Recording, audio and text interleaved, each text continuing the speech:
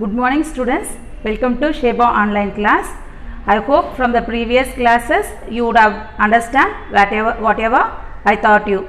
Today we are going to see the chapter 2, that is conception analysis. Okay, from this conception analysis you are going to see the topic about the importance of the elasticity of demand. Okay, so what is the elasticity? That means aggregates for the goods and the services. That only you are going to see. Demand means you all know தேவைகள். Okay va?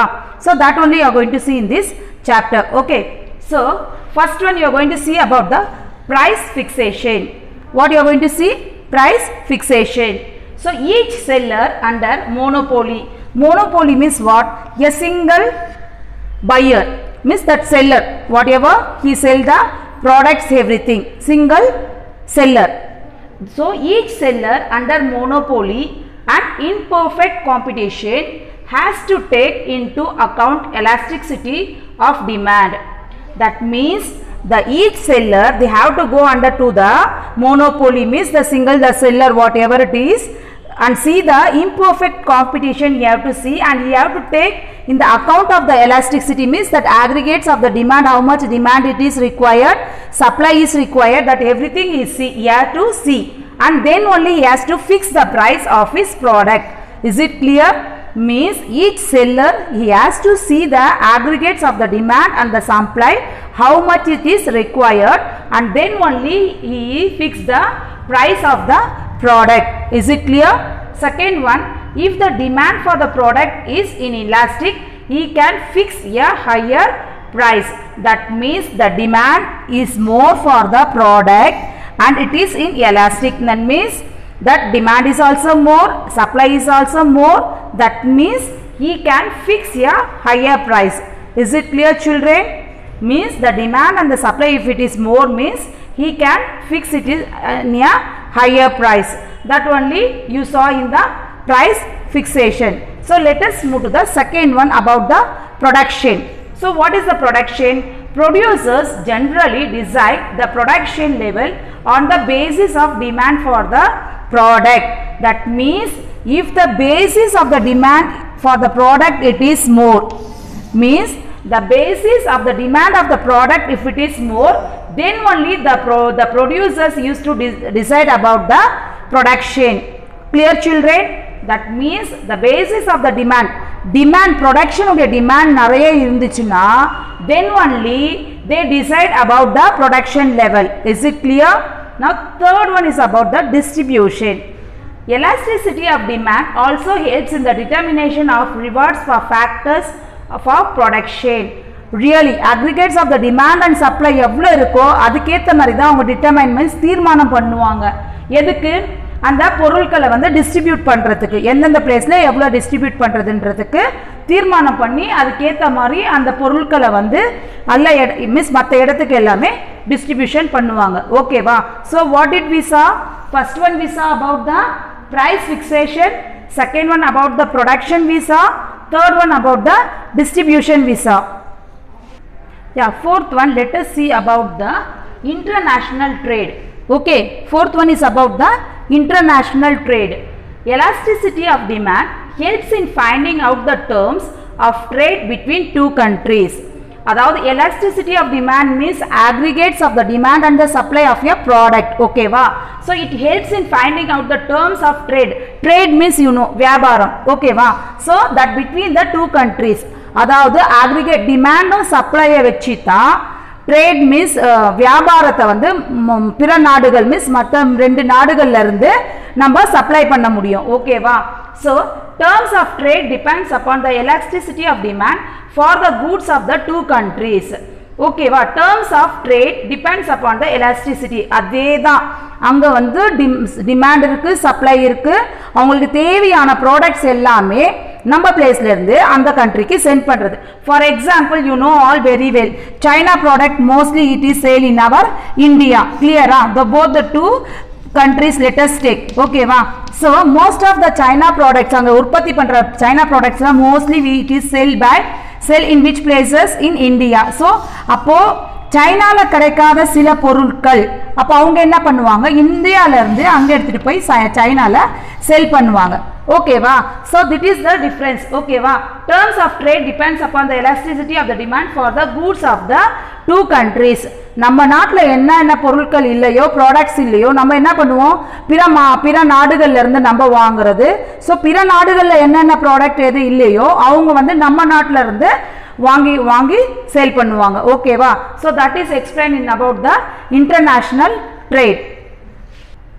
Okay, now let us see the fifth one, public finance. Okay, so elasticity of demand helps the government in formulating tax policies.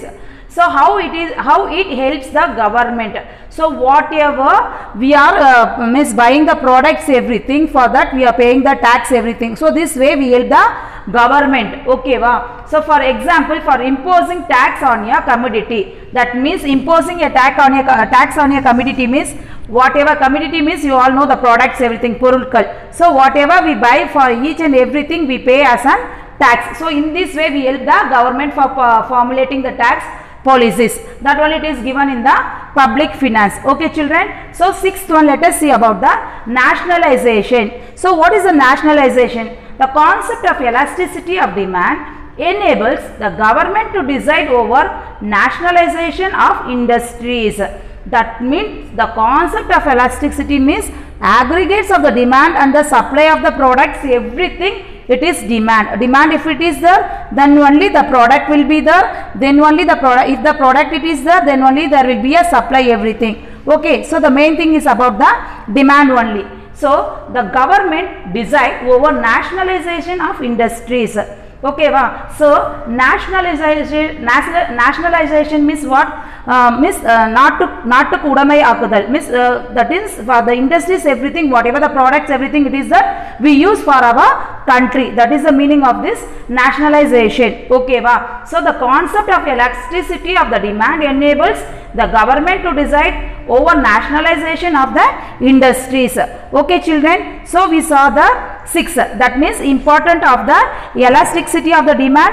We saw 6, whatever it is, that is price fixation.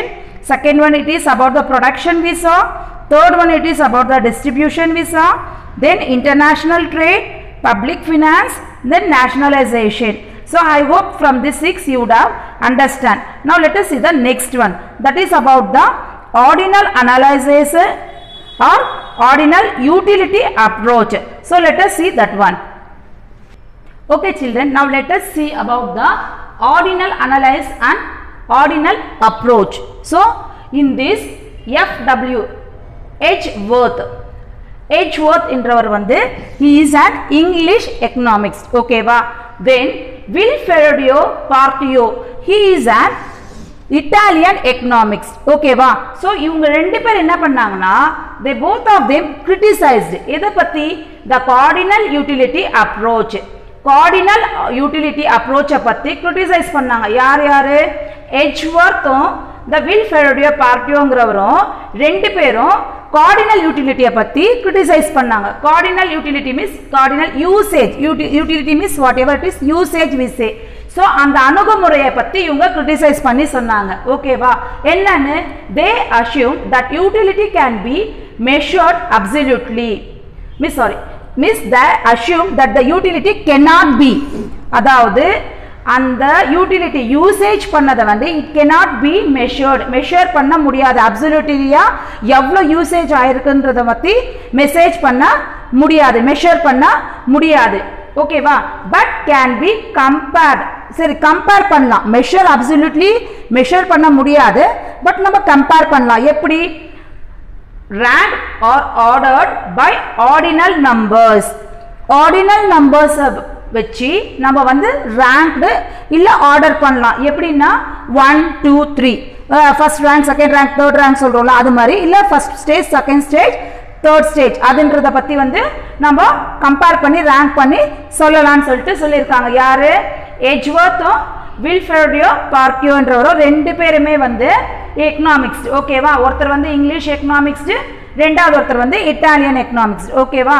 So I hope this one you would have understand. Now let us see the next one.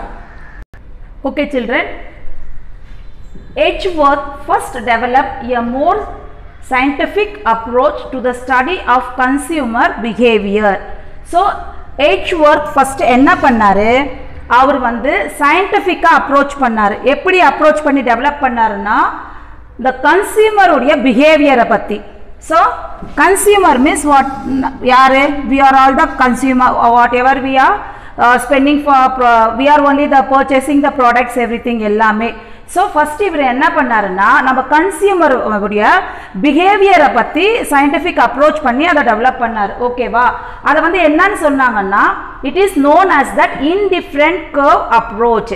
அதாவது கன்சியூமருடைய பிஹேவியரை வந்து அவர் சயின்டிஃபிக்காக develop பண்ணி கண்டுபிடிச்சாரல்ல, அதுக்கு ஒரு பேர் வச்சார். அது என்னன்னா இன்டிஃபரண்ட் கர்வ் அப்ரோச் அப்படின்னு சொல்லிட்டு அதுக்கு ஒரு பேர் வச்சார். எப்போ, இன் 1881. ஓகேவா.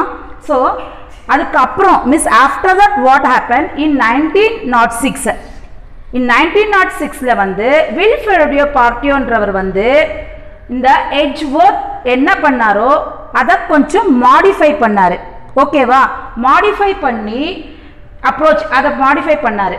அதுக்கப்புறமா வந்து RJ Hicks and RGD Allen, what they did both of them, they refined the indifferent curve approach in 1934. Miss, clear, purida children, are you able to understand? First Edgeworth, he only first developed the scientific and find out the consumer behavior, and he kept a name as an indifferent curve approach என்ற ஒரு பேரை வச்சதே வந்து யாருன்னா எட்ஜ்வொர்த் என்றவர் தான். So அதுக்கப்புறமா அவர் என்ன, இவர் என்ன பண்ணாரு, வில்ஃப்ரெட் பார்ட்டியோங்கிறவர் வந்து எட்ஜ்வொர்த் சொன்னதை வந்து கொஞ்சம் மாடிஃபை பண்ணார். எதை பற்றி, அந்த இன்டிஃபரண்ட் கர்வ் அப்ரோச்சை பற்றி கொஞ்சம் மாடிஃபை பண்ணார். ஸோ அதுக்கப்புறம் miss after that what happen, that RJ ஹிக்ஸும் ஆர்ஜிடி ஆலன்றவரும் இவங்க அந்த இன்டிஃபரண்ட் கர்வ் அப்ரோச்சை பற்றி இவங்க திருப்பியும் கொஞ்சம் மாடிஃபை பண்ணாங்க. எப்போ, 1934.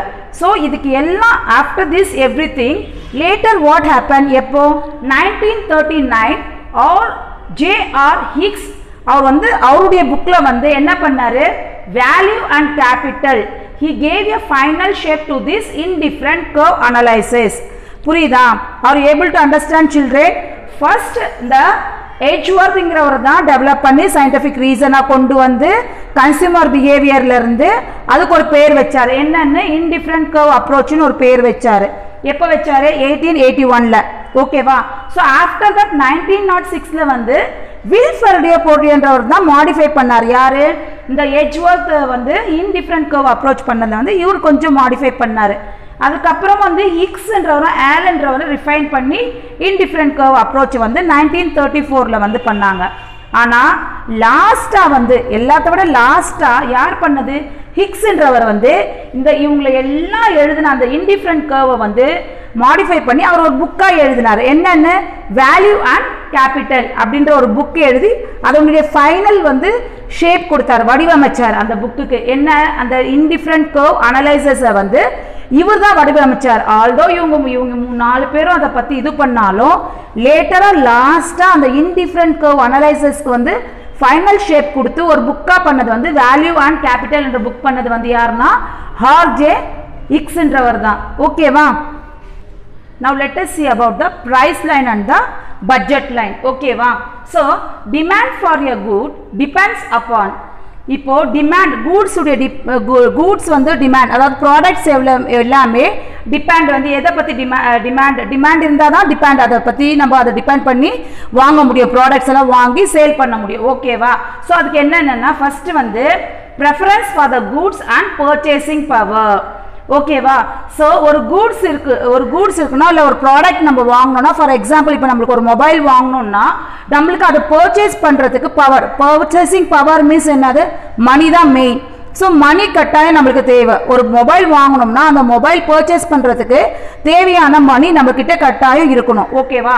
So second one it is about the pattern. சரி, காசு இருந்தாலும் உடனே போனவுடனே எந்த ஒரு மொபைலை நீ செலக்ட் பண்ணி எடுத்துகிட்டு வருவியா, இல்லை, அதனுடைய பேட்டர்னை பார்ப்போம், அதில் என்னென்ன செட் இருக்குது, என்னென்ன யூசேஜஸ் இருக்குது. ஸோ இது எல்லாமே ஃபஸ்ட்டு நம்ம டிசைட் பண்ணுவோம், பார்த்து டிசைட் பண்ணி தான் ஒரு மொபைலே நம்ம பர்ச்சேஸ் பண்ணுவோம். ஓகேவா.